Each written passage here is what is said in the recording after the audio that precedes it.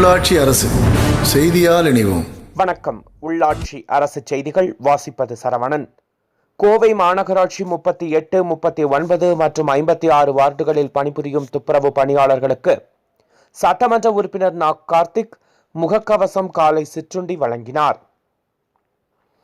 கோவை மாநகராட்சி பீளமேடு பயணியர் மில் அருகில் உள்ள வார்டு எண் 38, 39 மற்றும் சந்திரகாந்தி நகர் பகுதியில் உள்ள 56வது வார்டுகளில் நிரந்தர மற்றும் தினக்கூலி அடிப்படையில் பணிபுரியும் 200க்கும் மேற்பட்ட துப்புரவு பணியாளர்கள் மற்றும் அலுவலக உதவியாளர்கள், சுகாதார ஆய்வாளர்களுக்கு கோவை கிழக்கு மாநகர் மாவட்ட பொறுப்பாளரும் சிங்காநல்லூர் சட்டமன்ற உறுப்பினருமான கார்த்திக் முகக்கவசம், சானிடைசர், காலை சிற்றுண்டி, கையுறை மற்றும் சோப்பு, பிஸ்கட் போன்றவற்றை வழங்கினார்.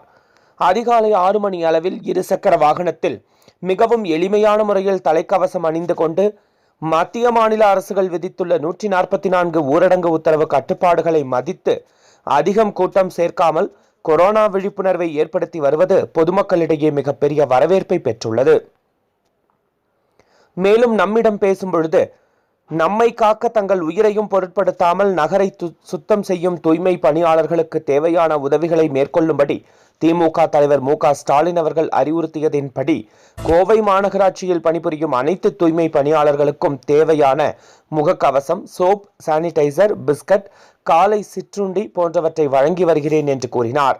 இன்று வார்டு எண் 38, 39 மற்றும் சந்திரகாந்தி நகர் பகுதியில் உள்ள 56வது வார்டுகளில் பணிபுரியும் தூய்மை பணியாளர்களை நேரில் சந்தித்து பாதுகாப்பு உபகரணங்கள் மற்றும் காலை சிற்றுண்டி வழங்கி வருகிறேன் என்று கூறினார்.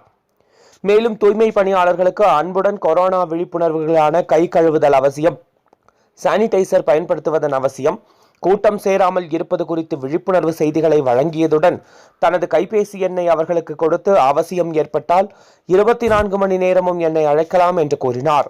மேலும் அனுதினமும் தங்களுக்கு தேவையான முகக்கவசங்கள் வழங்க திட்டமிடப்பட்டுள்ளது என்று கூறினார். பாதுகாப்பான முறையில் இருக்க வேண்டும் என்றும் அவர் தெரிவித்தார். அப்போது உடன் வட்டக்கழக செயலாளர்கள் முருகேசன் மற்றும் பாலு ஆகியோர் உடனிருந்தனர்.